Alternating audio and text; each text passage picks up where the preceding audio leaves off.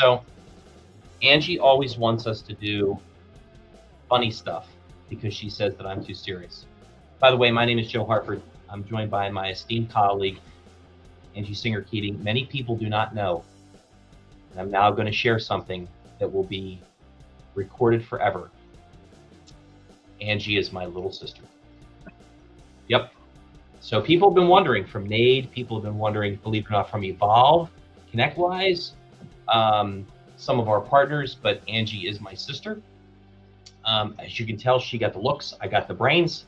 So, you know, we make for a pretty good brother and sister combination. Anyway, so Angie went out to San Francisco, not to do anything too crazy, but to attend the RSA 2023 conference. So I thought it'd be a really good idea if she shared with you, you know, what are your takeaways? What'd you learn? What was cool? What was kind of like, I don't really think that's relevant.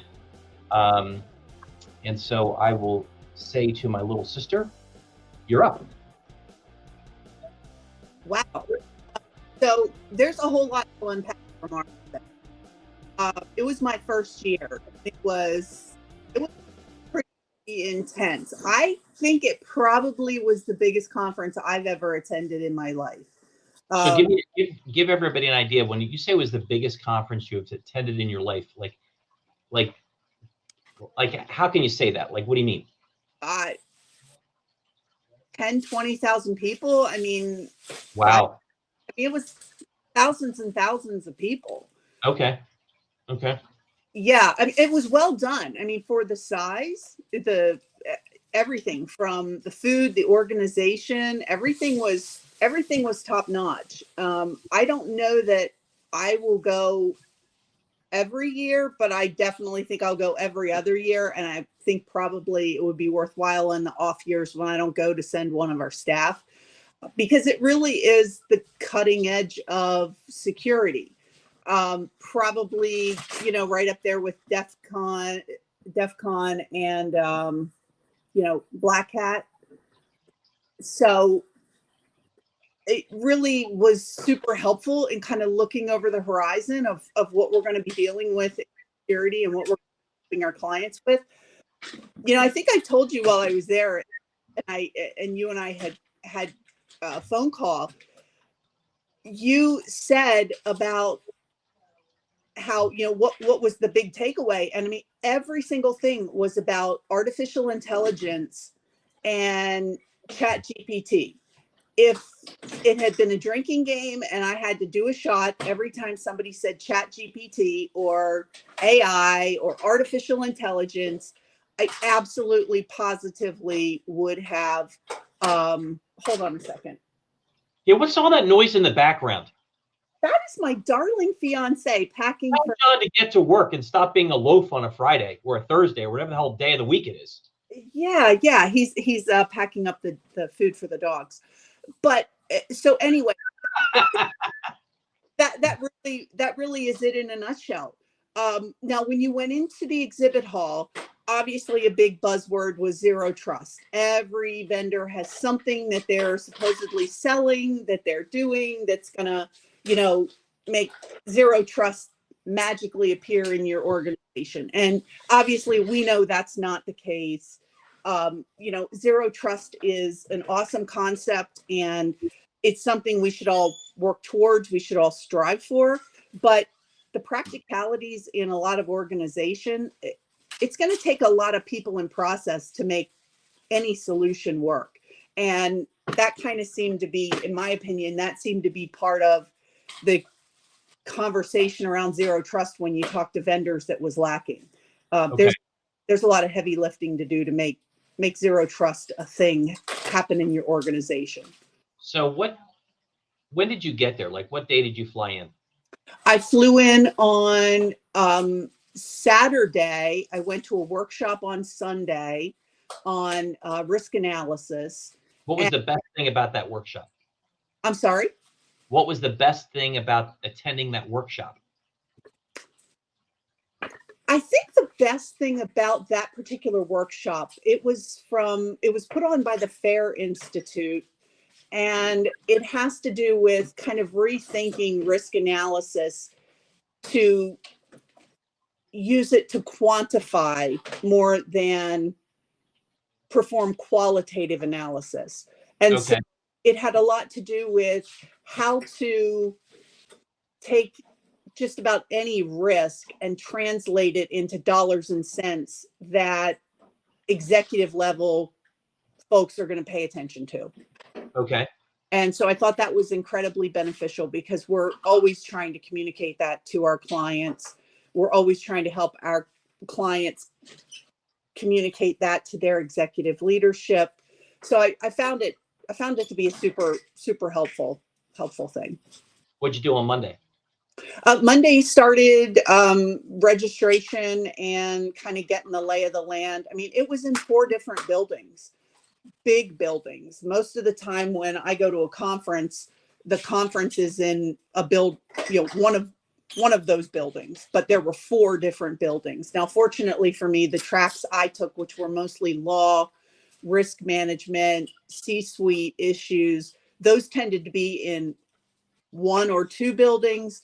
But it was quite a hike around that place, which was good. So not by the person's name, but by the presentation, by the presenter's style. What style of presentation did you find to be the most engaging? Well, that's a tough one because they had a nice cross section of kind of thought leadership panels, individual presenters. One of the ones I found most beneficial was a presentation on turning the technology into stories. So when you're trying to communicate risk, figuring out how to tell the story that makes it relevant to executive leadership. Okay. That probably was one of the most engaging presentations that I really enjoyed. The guy knew his stuff and absolutely had some great examples of how to do that. And so I found that super effective. Was there anything on Monday that sucked? I think we're allowed to use that word, but was there? Well, I mean, we can use any word we want. Yeah, I mean, what sucks is how different San Francisco is now than when I was there 10 years ago. Yeah, I mean, it's tragic, the homelessness situation. It's tragic, the addiction situation, that people are living in. And, it's such a challenge because one of the reasons that there's such a large homeless population is because San Francisco does have a lot of support programs to help people in need. But it also attracts a lot of people in need. And Right. so I really, every time I'd walk down the street to go back and forth from my hotel to the conference, I just struggled in my brain of, how do you live to be a good society that helps people, but also, not have your own community kind of overrun with people in need. Sure. And Sure.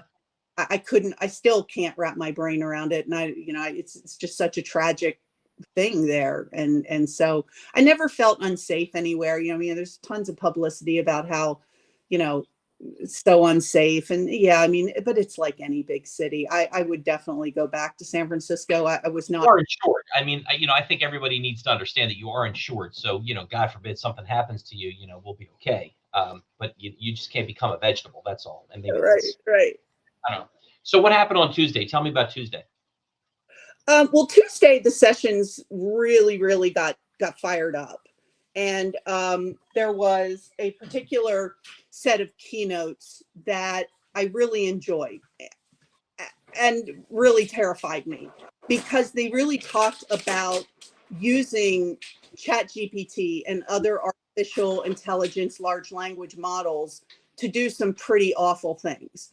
And so we continue to hear on the news about deep fakes and fake videos and things like that. But I think one of the biggest takeaways was a new threat emerging using artificial intelligence to build websites that look exactly like top ranking search results, and now cautioning people that you should be bookmarking your favorite websites and going there that way, or typing in your URLs.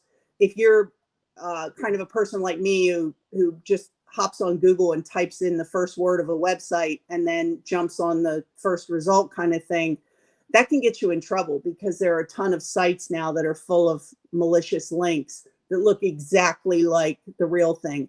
And thanks to artificial intelligence, some of the telltale signs of phishing or bad websites, things where you see bad grammar or maybe English is not a first language, that all goes away when the bad actor is using artificial intelligence. They're perfectly formatted, grammatically correct, really are no telltale signs. The other thing that was truly, truly horrifying was being able to allow an attacker that maybe is targeting children to be able to write, whether it's text messages or messaging within gaming systems, to be able to speak in a vernacular that looks very much like, let's say, a 9-year-old boy. And that was really terrifying to watch. There were a lot of real-time demos of using ChatGPT.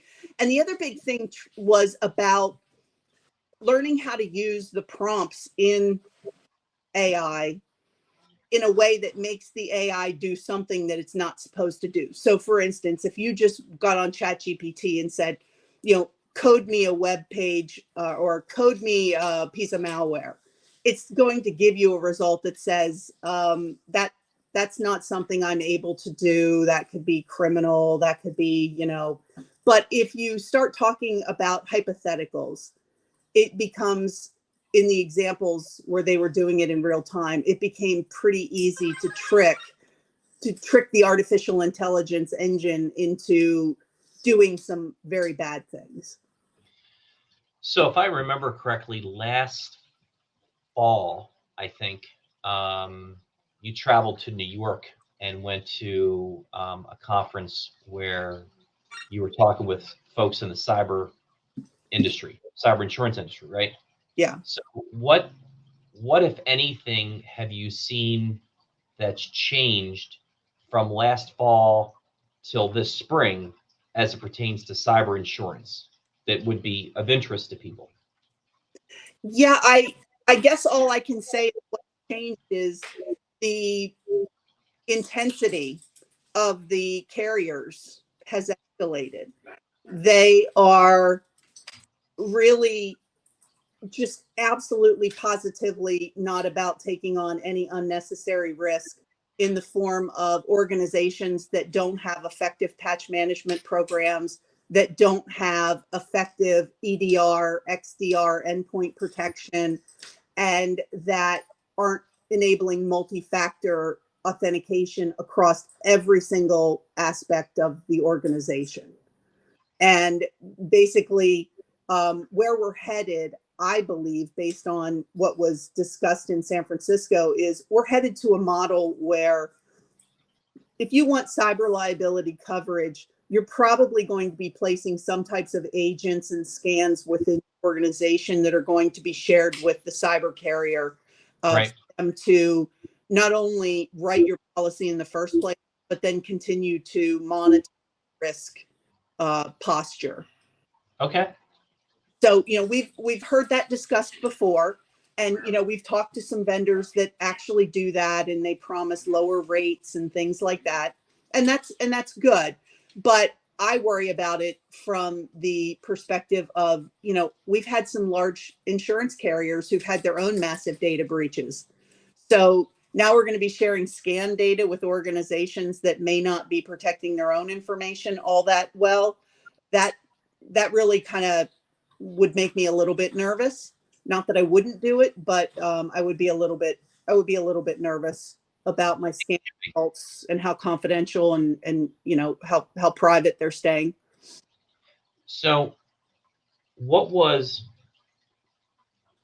I don't know if there is such a thing, but what was the number one thing when you wrapped up the conference at RSA, you got on the plane and you're coming home? Like, what's the one thing that continued to kind of stick in your head as, this is really important, this is something I got to pay attention to, this is something I really want clients and partners and prospects to pay attention to, that is most important to you?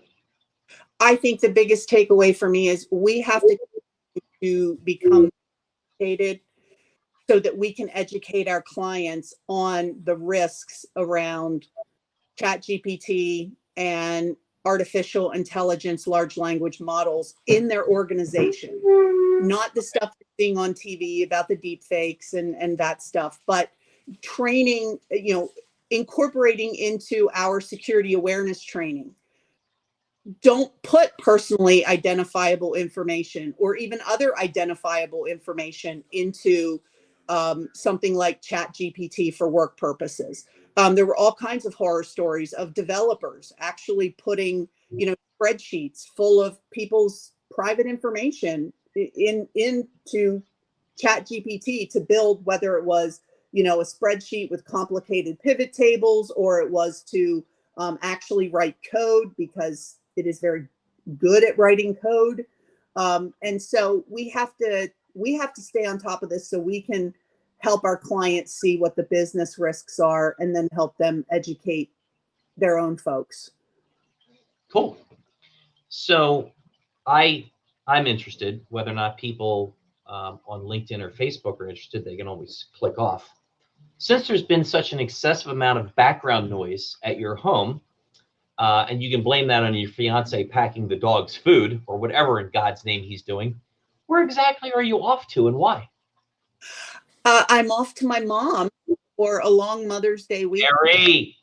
Yeah. I love Mary. I want that to be known forever. I'll be sure to mention she got a shout out in this episode. But we found a really cool website called RV Share, and we've been talking about buying a camper at some point. And we are going to kind of spend the summer spending some long weekends with her, each month renting a different type of camper to see what kind we like. And we're going to park it at her house and kind of help her around the house and just enjoy visiting family and friends, and staying in our different camper each month. John, do you have a particular camper that you're looking most forward to being in? One that has an engine. Oh, that's great. I love it. He doesn't want to tow anything. He wants us to get something we drive. So it's all about what works best, right? That's right. A, since I won't see you, happy Mother's Day. Well, thank you. B, tell Mary I love her.